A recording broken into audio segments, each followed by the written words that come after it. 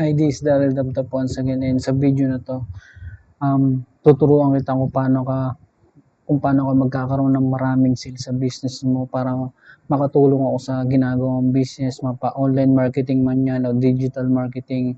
So, itong value na ibibigay ko sa'yo, magagamit mo kaagad to, may apply mo kaagad to sa business mo, at pag na-apply mo to sa business mo, biglang magbo-boom yung business mo, okay? So ito yung value na ibibigay ko sa'yo. So, mapa-online marketing ka man o digital marketing,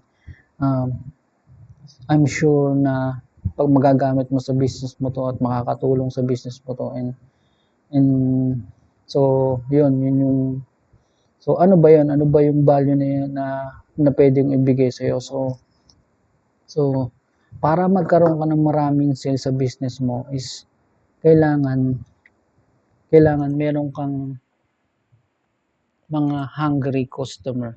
Okay, so kailangan yung business mo ipoposition mo siya as a dun sa mga tao na ready to buy na. Okay, so dun sa mga tao na gutom na gutom. Okay, kaya maraming businesses ang bumabagsak, maraming businesses ang nagfe-fail kasi hindi nila pinoposisyon yung business nila sa mga taong nangangailangan kung ano yung services o product na binebenta nila. Okay, so kailangan ipoposisyon mo yung business mo sa maraming hungry buyers. So I'm not saying na mag-business ka ng pagkain. So ang analogy ko lang dito, kailangan yung business mo is kailangan ma-front mo siya sa mga taong kailangan yung product mo. Okay, so imagine nasa Maynila ka. Okay, so imagine nasa Maynila ka.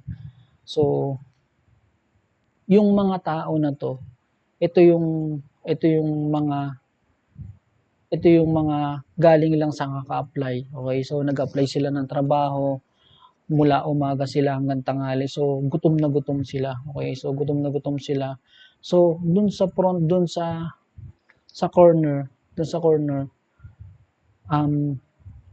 nagtitinda ka ng isang burger na hindi bagong luto, yung burger hindi na mainit, yung burger hindi na ganun ka-fresh yung burger.